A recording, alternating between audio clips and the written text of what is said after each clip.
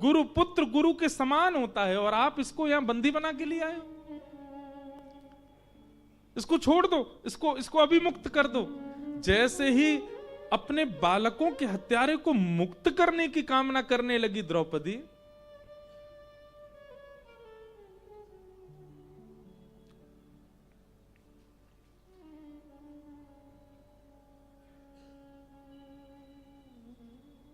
भगवान कहते हैं मां सब सह लेगी, पर उसके बालक पर यदि पिता भी प्रहार करें तो पिता का रोष भी नहीं सह पाती।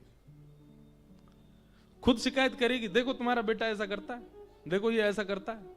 और पिता जब क्रोध करे, ठीक है, जब तक मां को लगेगा इतना ठीक है, जैसे उससे ज्यादा पहुंचता तो मां ही बीच बचाव में आ जाती, बस बस ठीक है, इतना मैं देख लूंगी, अब इससे ज्यादा नहीं। ये मां का एक प्रेम होता है अपने पुत्र के प्रति।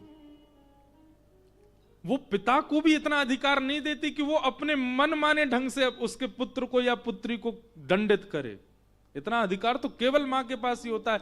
अरे कहां तक है, पर ब्रह्म भी यदि क्रोध करने लगे तो मां उस भगवान को भी चैलेंज करती है, ठाकुर जी राजी राजी मान जाओ, मेरे बालकों पर संकट मत दो, नहीं तो फिर मुझ पर और भी तरीके हैं। ये मां का स्वरूप है।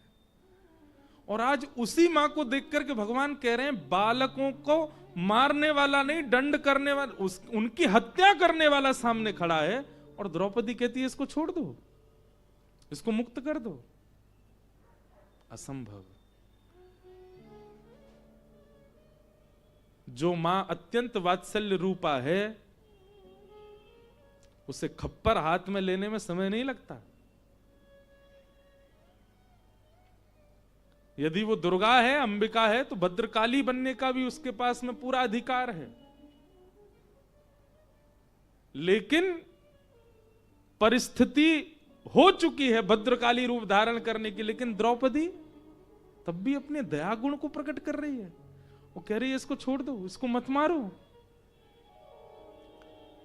तब भरी सभा में किसी ने क्या कहा क्या नहीं कहा, परंतु सूत जी महाराज कहते हैं भरी सभा में दूर खंबे से सिर लगा करके खड़े द्वारिकाधीश के नेत्र सजल हो गए देख करके, और कहा दया का देवता है कृष्ण और दया की देवी है कृष्णा, निरक्ष कृष्णापकृतम गुरु सुतम।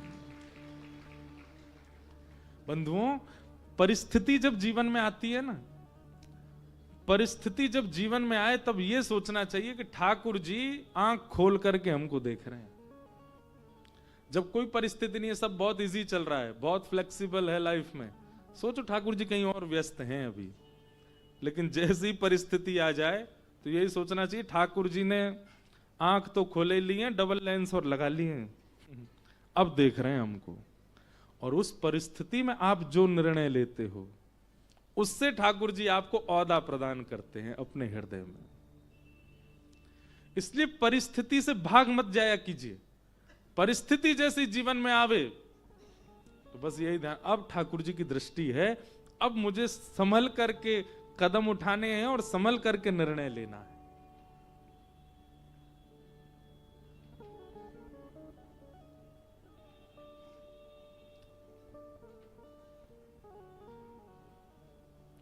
पूरी परिस्थिति बन चुकी थी क्रोध की, पर नहीं किया, बल्कि कह दिया कि इसको छोड़ दो।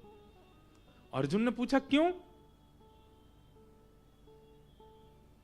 द्रौपदी कहती है मैं एक मां हूं, और मां का सबसे बड़ी पीड़ा क्या होती है? उसके सामने उसके पुत्र का वध, उसके जीवित अवस्था में उसका पुत्र ना रहे। महाभारत का श्लोक है, उठ ही नहीं रहा। वासुदेव जरा कष्टम कष्टम निर्धन जीवनम पुत्र शोक महाकष्टम कष्टात् कष्ट कर क्षुधा। बहुत ध्यान से सुनिए, सबसे बड़ा कष्ट क्या है? जरा, बुढ़ापा।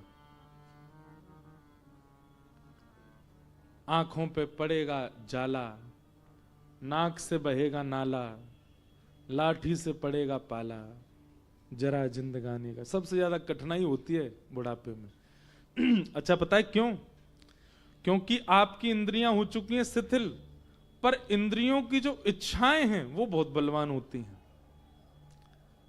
आप जब भुजिया खा रहे होते हैं तो जो वृद्ध जिनके दांत नहीं है उनका मन नहीं होता? बहुत मन होता है, उनका भी होता हम भी खाएं, पर इंद्रियां जा चुकी हैं, इंद्रियां पूर्ण रूपेण शिथिल हो चुकी हैं।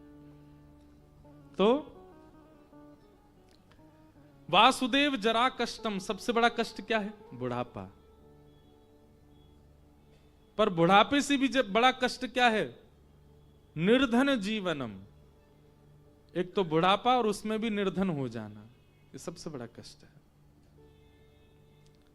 पर संसार में सबसे बड़ा कष्ट क्या है? सबसे प्रचंड कष्ट क्या है? पुत्र शोक महाकष्टम। वो महाकष्ट है कि माता पिता जीवित और उनका पुत्र चला जाए। द्रौपदी कहती है मैं 5 पुत्रों की मृत्यु की स्थिति में हूं अभी। एक मां को कितनी पीड़ा होती है अर्जुन, तुम सह भी नहीं पाओगे। 1 करोड़ बिच्छू एक साथ डस रहे हो, इतनी पीड़ा हो रही है मुझे अभी, और मैं नहीं चाहती जिस पीड़ा में मैं हूं कोई और मां जाए, इसलिए इसको मत मारो।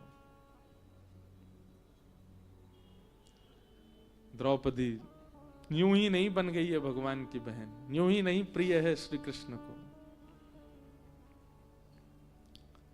दया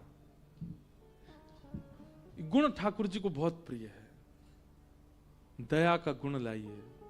अनेक बातें द्रौपदी ने कही। मुझे अचानक याद आया कृष्ण जन्म होना है आज।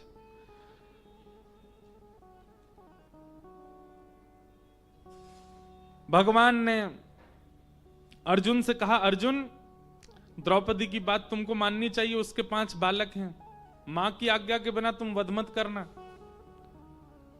अर्जुन ने युधिष्ठिर की ओर देखा, बोले आप बताइए। युधिष्ठिर बोले मैं भी द्रौपदी के पक्ष में हूं, द्रौपदी की बात में धर्म न्याय सब कुछ है। भीम की ओर देखा तो भीम तो वैसे ही अपनी भुजाएं तान रहे थे, बोले तू छोड़ दे मैं मारता हूं इसको। बलवान व्यक्ति का यही स्वभाव होता है।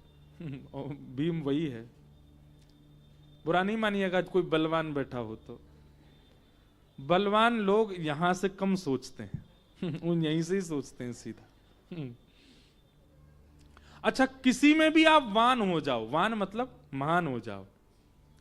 बलवान व्यक्ति बल से ही सोचता है, धनवान व्यक्ति धन से ही सोचता है, गुणवान व्यक्ति गुण से ही सोचता है।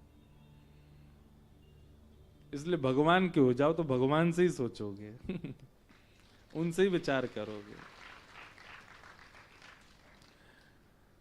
तो भीम बोला मैं मार देता हूं। नकुल सहदेव बोले नहीं हम भी द्रौपदी के पक्ष में। प्रजा से पूछा तो प्रजा बोली हमारे हवाले कर दो। अर्जुन ने भगवान की ओर देखा, बोले आप बताओ। करिष्ये वचनम तव। भगवान नहीं कर ले तू अपने मन की, पहले मना किया था तेरे को। नहीं नहीं नहीं भैया बताइए ना भगवान, मैं क्या करूं, मैं बहुत बड़ी दुविधा में फंसा हूं। ठाकुर जी की जब कोई एक बार नहीं मानता और फंसने के बाद जब दोबारा पूछता है कि ठाकुर जी मुझे बताओ मैं क्या करूं, ठाकुर जी आना मैं लेके चलता हूं तुझे। आप क्या कह रहे थे? मैं ठाकुर जी आगे कीचड़ है, मैं जा नहीं पा रहा, आप बताइए ना। पहले मना किया था ना मत जाओ उधर से, गलती हो गई, अब बताइए अब क्या करूं। आओ मेरा हाथ पकड़ो लेके चलता हूं। ठाकुर जी फिर दलदल में लेके जाएंगे, कीचड़ से निकाल के दलदल, और 2-4 बार बुक बुक आ जाओगे, सांस मांस चली जाएगी, गिरने नहीं देंगे लेकिन अनुभव कराएंगे। एक बार आज्ञा ना मानने का फल तो देंगे। इसलिए एक बार में ही मान लिया करो ठाकुर जी की। बड़ी प्रसिद्ध एक बात हो गई, वायरल हुई। वो हमारे एक पंडित जी, उनका ब्याह निश्चित हुआ। मुझसे बोले महाराज जी ब्याह करूं कि नहीं करूं। मैंने कि करना तो है ही भैया, तुम्हारा क्या मन है? वो पता नहीं समझ नहीं आ रहा है। मैंने कहा एक काम करो, हमारे लाल जी से पूछो, पर्ची डालो सामने, एक पर्ची डाली करूं, एक पर्ची डाली नहीं करो, और एक और पर्ची डाली जैसा तुम्हारा मन। ठाकुर जी कह रहे हैं, तीनों पर्ची डाली, सब हम लोग विप्रदेव सब खड़े थे। पर्ची डाली रात में शयन में, सुबह मंगला करके हमने कि भाई एक पर्ची उठाओ। पर्ची उठाई तो उसमें आया नहीं करो। स्पष्ट ठाकुर जी ने मना कर दिया, मत करो। अब हम सब उसको देखें, मैंने कि अब उसने कहा एक तो दुविधा हो गई, वो तो मैंने आपको बताई नहीं। मैंने क्या, घर वाले तो पक्का कराए हैं। मैंने कि तो फिर इतना, इसीलिए गुस्सा में ठाकुर जी ने मना किया है। बोले पहले मुझसे पूछता, जब सारी बात पक्की होगी तब क्यों पूछने आया है। बोले एक बार और डाल लूं, शायद हां कर दे। मैंने कहा डाल, फिर डाली, फिर उठाई तो क्या आया, कर लो। अब बोला अब तो आगे। मैंने कि सुन, अब एक एक पॉइंट हुए, अब तीसरा पॉइंट देख। मैंने कहा अब एक बार और डाल, अब जिस तरफ पड़ला ज्यादा, 2 वोट जहां पड़े वो करना।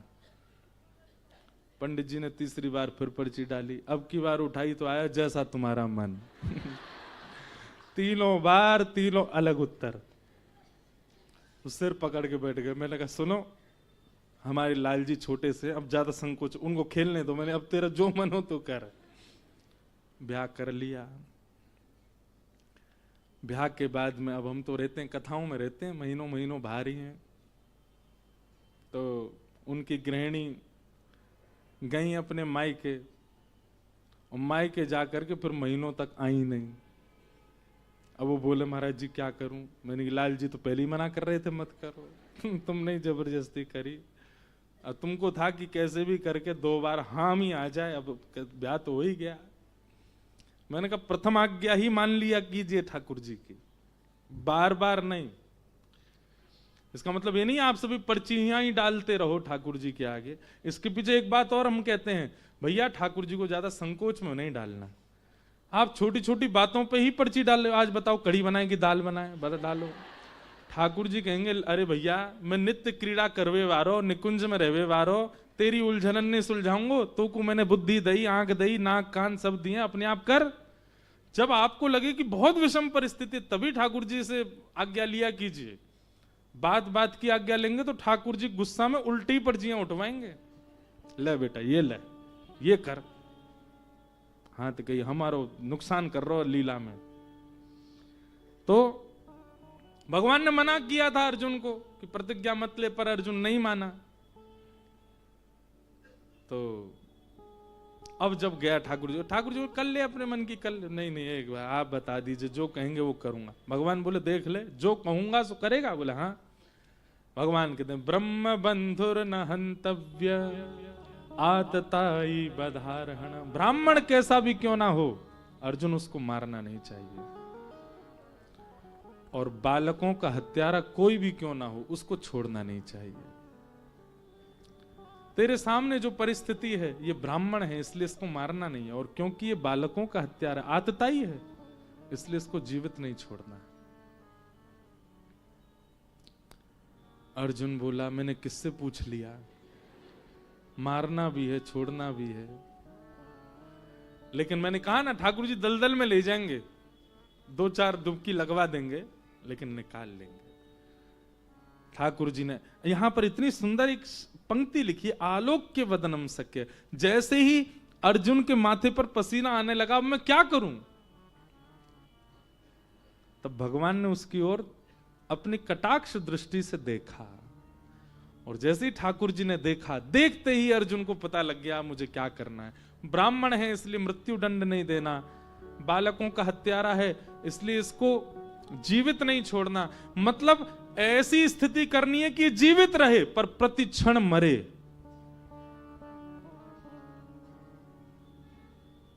और वही किया। जीवित व्यक्ति प्रति क्षण कब मरता है, जब भरी सभा में उसका अपमान होता है। अपमानित व्यक्ति हर क्षण मरता है। व्यक्ति को अपने प्राणों से भी ज्यादा प्रिय होता है अपना स्वाभिमान, अपना मान, प्राणों से भी अति प्रिय होता है। जिसका होता है, जिनका स्वाभिमान है, जिनका है ही नहीं उनको तो कोई कह नहीं सकता। पर स्वाभिमान बहुत प्रिय है।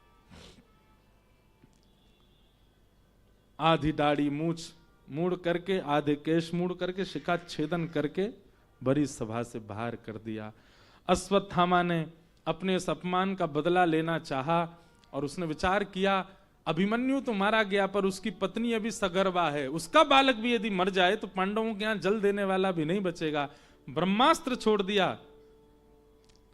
उत्तरा दौड़ी दौड़ी भगवान के पास गई। पाहि पाहि महायोगिन देव देव जगतपते, हे नाथ मेरी रक्षा करो।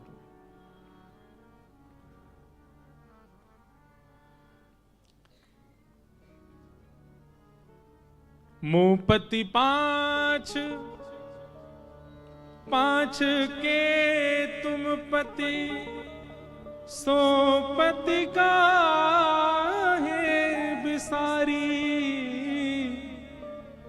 सूर श्याम तुम पाछे पछतइयो, जब मोहे देख उघारी। हरि जी मोरी क्या बिगड़ेगी, जाएगी लाज तुम्हारी। उत्तरा ने विचार किया द्रौपदी का कि जब चीरहरण हुआ था तब द्रौपदी की रक्षा केवल ठाकुर जी ने की। आज ब्रह्मास्त्र मेरे बालक को मारने के लिए छोड़ा गया तो मेरी रक्षा भी वही करेंगे। दौड़ करके गई है। यहां पर ससुर खड़े हैं, बड़े बड़े सब लोग खड़े हैं रक्षार्थ, पर किसी के पास नहीं गई, द्वारिकाधीश के पास गई। आप मेरी रक्षा करो। भगवान ने एक रूप से तो बाहर खड़े थे, अंगुष्ठ रूप धारण करके उत्तरा के गर्भ में प्रवेश करके अपने सुदर्शन चक्र से अपने गदा को ही सुदर्शन चक्र की भांति घुमाया और ठाकुर जी ने उत्तरा के गर्भ के बालक की रक्षा की। बोलो भक्त वत्सल भगवान की जय।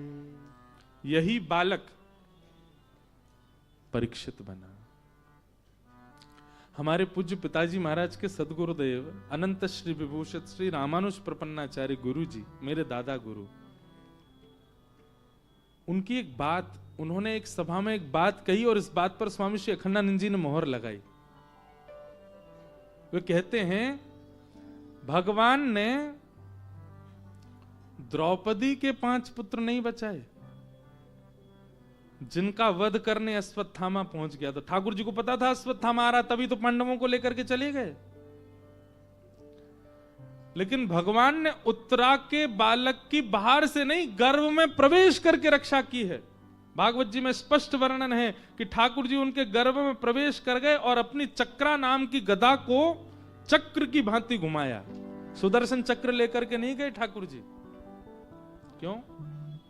ठाकुर जी के मन में भाव आया, नन्हा सा बालक है, नन्हा सा बालक है,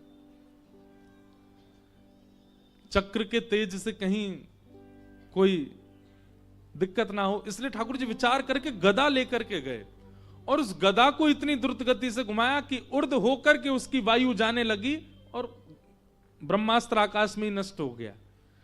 लेकिन हमारे गुरुदेव भगवान एक बात यहां पर कहते हैं, ठाकुर जी ने द्रौपदी के बालकों की रक्षा नहीं की, उत्तरा के गर्भ के बालक की गर्भ में जाके रक्षा की। गर्भ में जाके रक्षा करी, ये बड़ी बात है। मतलब जिस गर्भ में हमें दोबारा ना जाना पड़े उसके लिए कर्म सुधारो, ये सारे शास्त्र करते हैं। पुनर्जन्म ना लेना पड़े ऐसे कर्म करो। ठाकुर जी उस गर्भ में प्रवेश कर गए। ऐसा क्या विशेष था उस बालक में? तब गुरुदेव भगवान कहते हैं ठाकुर जी को पता था भविष्य में ये कथा का श्रोता बनेगा, मेरी कथा का अधिकारी बनेगा, मेरी कथा श्रवण की रुचि इसके चित्त में आएगी और ये सप्ताह कथा श्रवण करने वाला एक श्रोता है। इसलिए ठाकुर जी गर्भ में प्रवेश कर गए उसकी रक्षा करने। गुरुदेव भगवान कहते हैं अपने जीवन में कोई व्यक्ति एक क्षण भी यदि सत्संग या कथा श्रवण कर रहा है तो इस बात को प्रमाणित मान ले कि उसने गर्भ में भगवत दर्शन तो किया है, उसके गर्भ में ठाकुर जी ने उसको आकर के देखा तो है। आपने भगवान को देखा, ठाकुर जी को देखा, क्यों भावमयी चर्चा पर आप रुदन करने लगते हो? क्यों कथा में आपकी इतनी तत्परता कि सुबह के भयंकर कोहरे में आप घर बार छोड़ के यहां आके कथा सुन रहे हो? दूर दूर तक जगह नहीं है। कई लोग, जालान जी, पहले घंटे से मुझको दिख रहे हैं, खड़े हैं। क्यों? आपका कोई नाता तो है नहीं ठाकुर जी से, क्यों खड़े हो? क्यों सुन रहे हो? कल एक बालक, आप ऐसा नहीं किया करो, कल गाड़ी जा रही, वो कितनी दूर तक पीछे भाग रहा था गाड़ी। मैं भैया कोई हीरो नहीं हूं, कुछ सेलिब्रिटी नहीं। आप ऐसा करके हमको ये बताओ नहीं कि हम कुछ हैं। हम शून्य ही रहने दो हमको, हम कुछ नहीं है। पर आपका ये प्रेम, आपकी ये तत्परता, आपकी ये सजगता, इस बात का प्रमाण है कि आपने ठाकुर जी को अपने मातृ गर्भ में देखा है। उनको कभी तो उनका अनुभव किया है, तभी तो उनकी चर्चा आपको प्रिय लग रही है, तभी तो उनकी वार्ता आपको प्रिय लग रही है। हमारे अभिषेक भैया बोले, महाराज जी मुझ पर आप ऐसा अनुग्रह कर दो। मैंने क्या?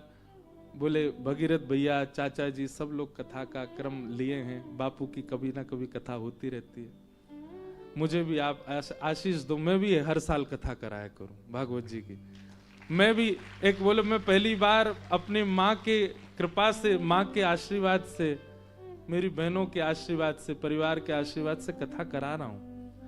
पर मेरा मन है, मैं हर साल कुछ ना कुछ, मैंने कहा देखो ये तो ठाकुर जी की इच्छा है। क्यों आपकी रुचि बढ़ रही है कथा में? आपने ठाकुर जी को देखा है।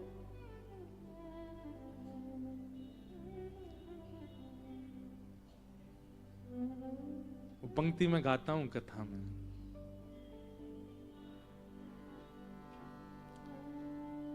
कई जन्मों से बुला रहे हो, कोई तो नाता जरूर होगा। कई जन्मों से बुला रहे हो, कोई तो नाता जरूर होगा। कई जन्मों से बुला रहे हो, कोई तो नाता जरूर होगा। कई जन्मों से बुला रहे हो, कोई तो नाता जरूर होगा। नजरों से नजरें मिला न पाऊं, मेरी नजर का कसूर होगा। नजरों से नजरें मिला न पाए, मेरी नजर का कसूर होगा।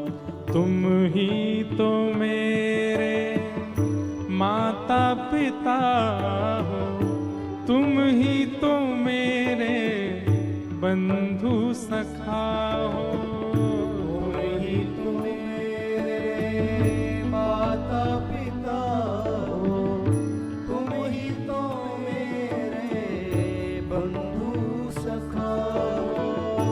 कितने रिश्ते तुम संग मेरे, कोई तो रिश्ता जरूर होगा। कितने रिश्ते तुम संग मेरे, कोई तो रिश्ता जरूर। देखो सूरदास जी कौन है? भगवान के पूर्व के सखा हैं श्री उद्धव जी महाराज। उन्हीं उद्धव जी महाराज ने हठ पूर्वक ठाकुर जी के नुकुंज में प्रवेश करने की इच्छा प्रकट की। ललिता विशाखा ने रोक दिया, आप भीतर नहीं जा सकते, ये निकुंज है, यहां निकुंज में केवल और केवल प्रिया प्रियतम ही मिलते हैं। उद्धव जी बोले, अरे गोपियों, तुम भोली भाली अभी मुझे जानती नहीं हो, मैं उद्धव हूं, मेरा हर जगह प्रवेश हो सकता है। ललिता विशाखा बोली, तो ऊद हो कि सूद हो हमें ना पता, पर निकुंज में प्रवेश नहीं कर सके। उद्धव जी हठ पूर्वक जैसे प्रवेश किए, नेत्रहीन हो गए, अदृश्य हो गए, कुछ नहीं दिखा उनको।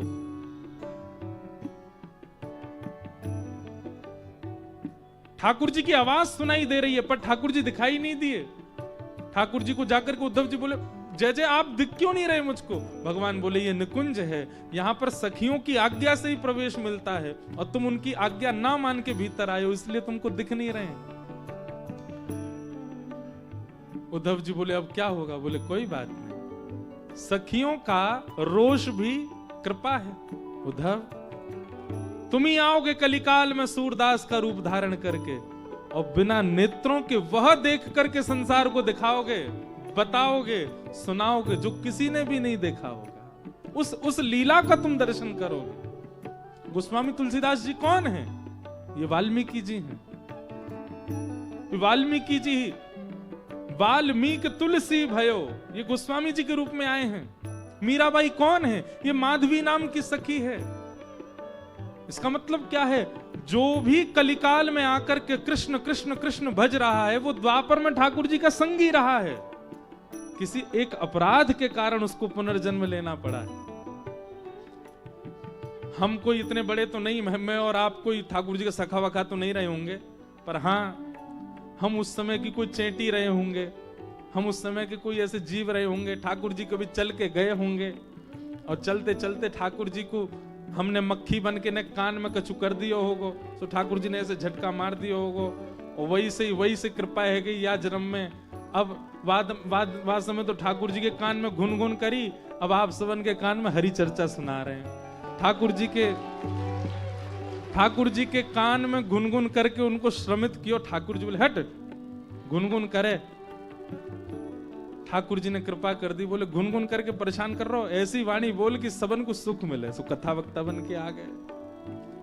आप सब भी इसी प्रकार से ठाकुर जी के कहीं ना कहीं संगी तो रहे हो, इसीलिए इस जन्म में हरि भजन कर रहे हो। कई जन्मों से बुला रहे हो, कोई तो नाता जरूर होगा। कई जन्मों से बुला रहे हो, कोई तो नाता जरूर होगा। कभी बुलाते वृंदावन में, कभी बुलाते हो मधुवन में, कभी बुलाते हो वृंदावन में, कभी बुलाते हो मधुवन में। अपने घर में रोज बुलाते, अपने घर में रोज बुलाते, मेरे घर आना जरूर होगा। अपने घर में रोज बुलाते, मेरे घर आना जरूर होगा। कई जन्मों से बुला रहे हो, कोई तो नाता जरूर होगा। जन्मों से बुला रहे हो, कोई तो नाता। श्री राधा रमण लाल की।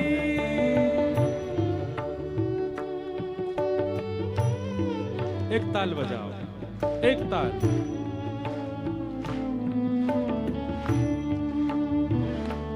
दो मत बजाओ, एक ही बजाओ बस।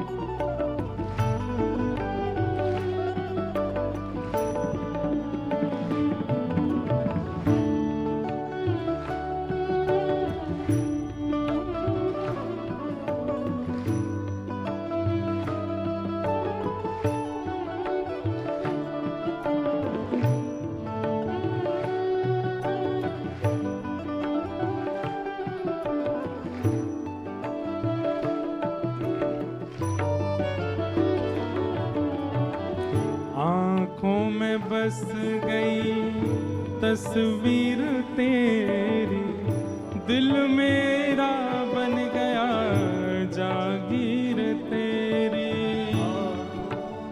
बस गई तस्वीर तेरी, दिल बन गया है जागीर तेरी।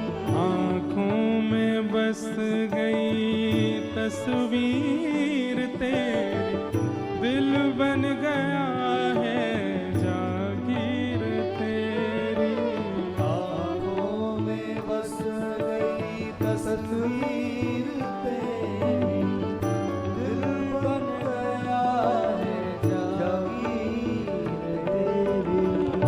दास की बिनती तुम्हारे आगे, दास की बिनती तुम्हारे आगे, दर्श दिखाना जरूर होगा।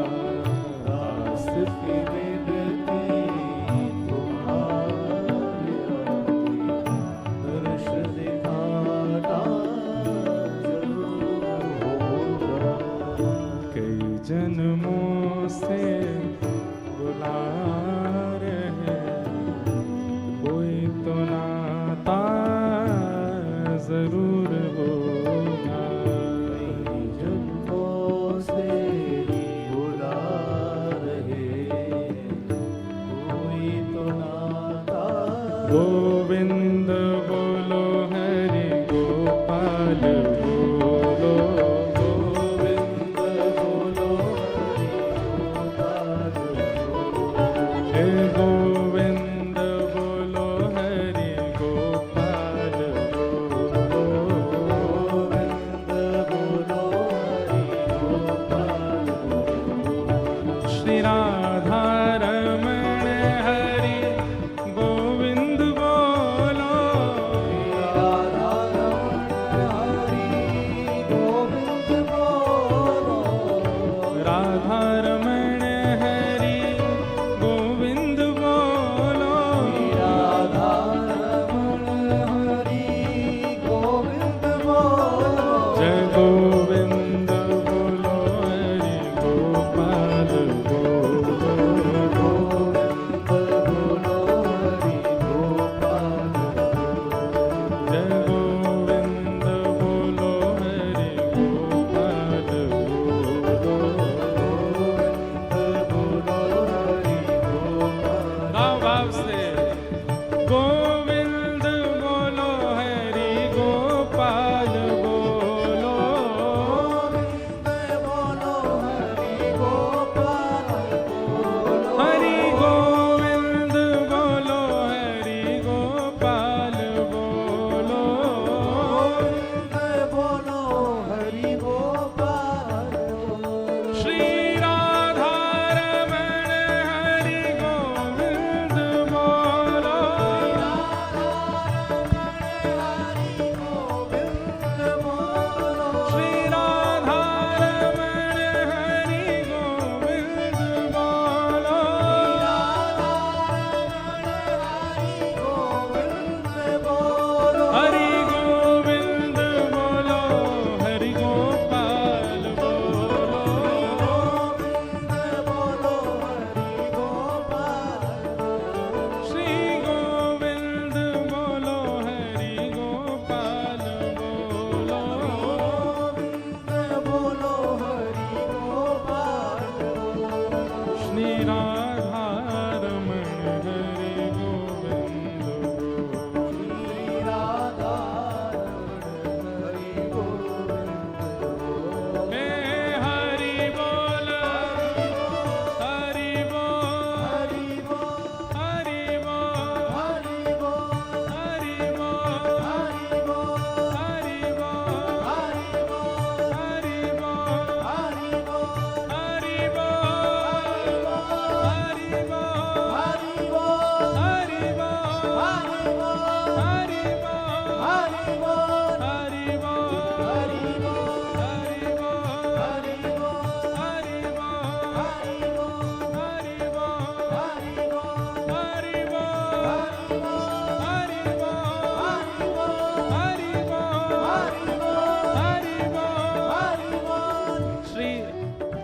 चैतन्य महाप्रभु जब भिक्षा के लिए गांव में भ्रमण करते थे तो गांव में दिखने वाले हर व्यक्ति से एक बात कहते थे, मैया तेरे पांव पड़ूं एक बार हरि बोल, मैया तेरे पाँव पड़ूं एक बार हरि बोल, भैया तेरे पांव पड़ूं एक बार हरि बोल, मैया तेरे पाँव पड़ूं एक बार हरि बोल, ए मैया तेरे पांव पड़ूं एक बार हरि बोल, मैया तेरे पाँव पड़ूं एक बार हरि बोल, ए भैया तेरे पांव पड़ूं एक बार हरि बोल, मैया तेरे पाँव पड़ूं एक बार हरि बोल, हरि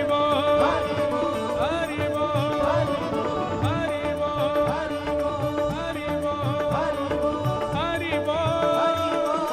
बोल,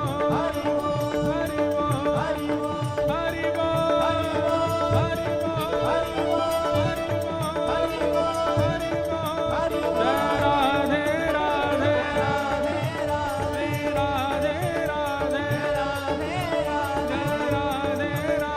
बोल, हरि बोल, हरि बोल, हरि बोल, हरि बोल, हरि बोल,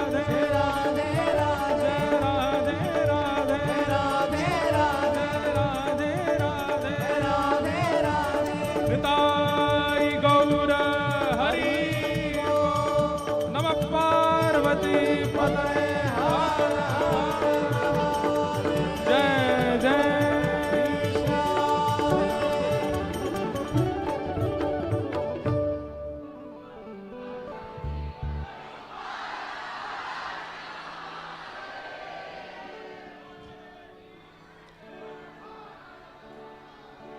मैया तेरे पांव पड़ूं एक बार हरि बोल, भैया तेरे पांव पड़ूं एक बार हरि बोल, महाप्रभु श्री चैतन्य महाप्रभु तो हरि नाम की ही भिक्षा लेते थे। ऐसा हरि नाम तो कई जन्मों से बुला रहे हो, कोई तो नाता जरूर होगा, नजरों से नजरें मिला न पाऊं, मेरी नजर का कसूर होगा। आप यदि एक बार भी कथा पंडाल के प्रति रुचि प्रकट कर चुके हो, बहुत रुचि है वो तो एक अलग बात है, पर बाहर से निकलते समय मन हुआ सुने तो वो एक रुचि इस बात का द्योतक है कि ठाकुर जी से आपका कोई संबंध है, नहीं तो वह रुचि प्रकट नहीं हो सकती। और हमारे गुरुदेव भगवान श्री रामानुज गुरु जी दादा गुरुदेव तो मोहर लगाते हैं इस बात पर कि कथा में बैठा हर श्रोता अपनी पीठ थपथपाए। क्यों? अपनी मातृ गर्भ में उसने निश्चित ही भगवत दर्शन किया, इसीलिए इस जन्म में वो कथा श्रवण कर रहा है। परीक्षित साक्षी यत श्रवण गति मुक्त्युक्ति कथने, परीक्षित साक्षी हैं इस बात के। भगवान ने गर्भ में जाकर के, अच्छा एक बात, ठाकुर जी सर्व समर्थ हैं। ब्रह्मास्त्र गर्भ के भीतर नहीं गया था, वो बाहर ही था। ठाकुर जी बाहरी गदा घुमा देते, भीतर क्यों गए? तब यहां कहते हैं कि ठाकुर जी अपने श्रोता को देखने गए थे, अपने श्रोता को देखने गए और स्वयं को दिखाने गए, ताकि जब मेरी कथा हो तो ये मेरे कथा को केवल शब्द सुनकर के मेरा अनुभव कर लिया करे, एक बार मुझे देख ले। इसीलिए गर्भ में नहीं, गर्भ में जाने की कोई आवश्यकता तो थी नहीं। भगवान ने